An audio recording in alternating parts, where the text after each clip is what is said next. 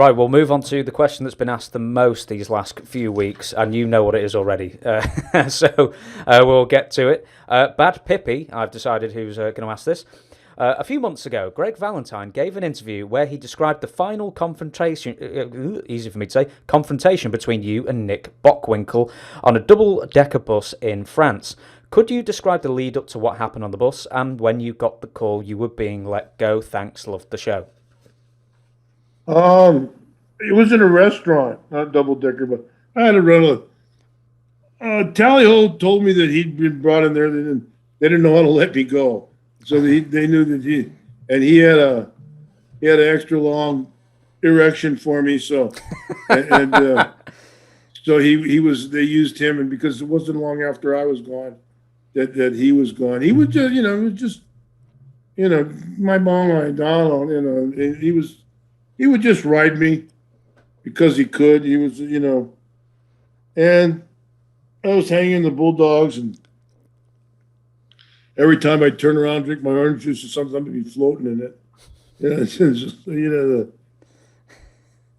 I was probably short-tempered as well. And he just got on my nerves. I'd had it.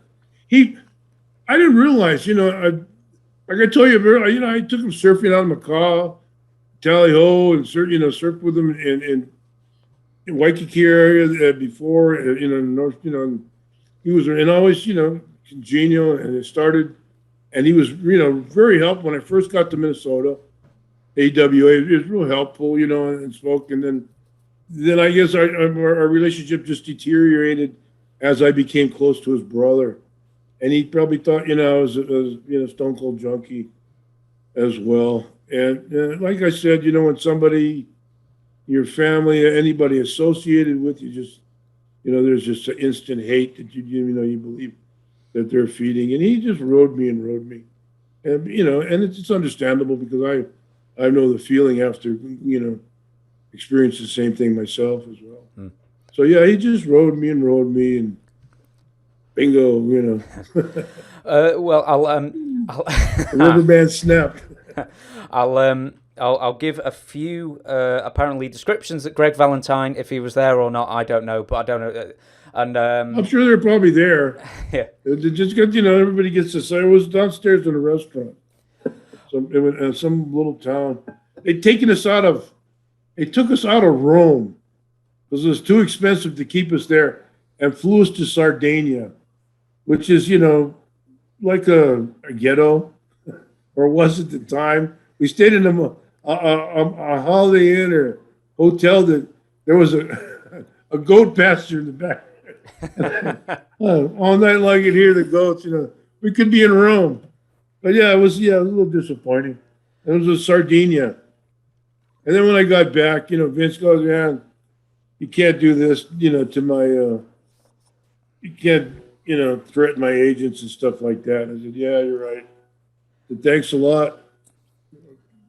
It's been great.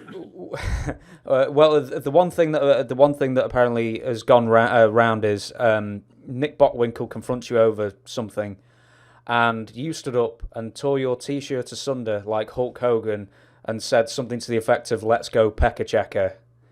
Is that any of that possibly with your recollection? Tearing the shirt, I don't remember if I tore the shirt or not, but he was. He got the name Captain Pecker Checker because we started the drug testing, and we were doing urine testing. He'd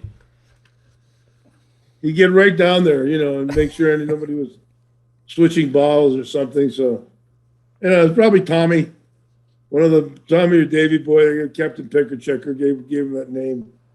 So and he lived with it after a while.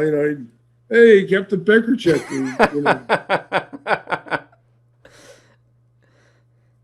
Yeah, you couldn't push against that tide then with that nickname. He had to accept it.